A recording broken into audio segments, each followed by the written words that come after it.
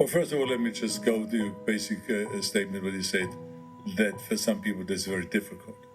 I mean, people should just realize that I'm not going to have any sympathy for any of those things, when someone says it's difficult, because there is a lot of things in life that are difficult. And you have to ask yourself the question right off the top, are you going to be one of those guys that are going to go and back off every time something is difficult?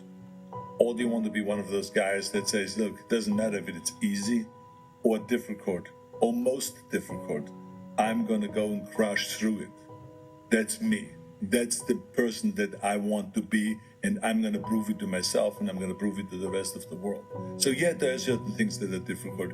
It's difficult for people to have a routine, but they just have to go and do that, and they should just work on it, where they go and say, do something very simple.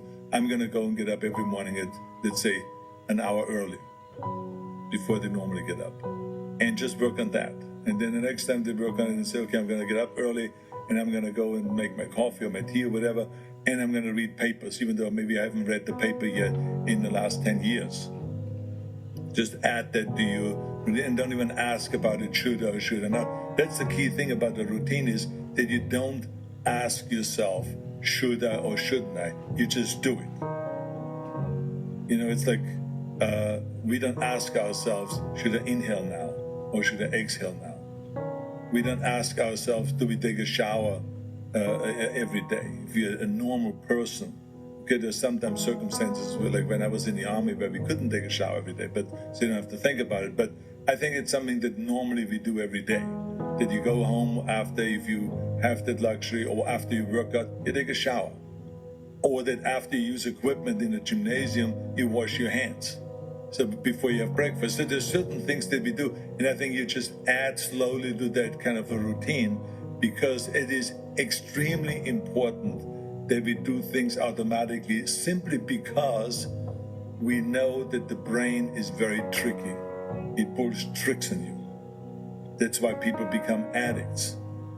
That's why they cannot do anything about, like if they're into eating a lot, it's very hard for them to get on a diet or to get off eating junk food, because the mind pulls a trick. You have a New Year's resolution or a goal where you say, I'm going to lose 20 pounds. And then when you see something sweet, you say, well, one day doesn't matter.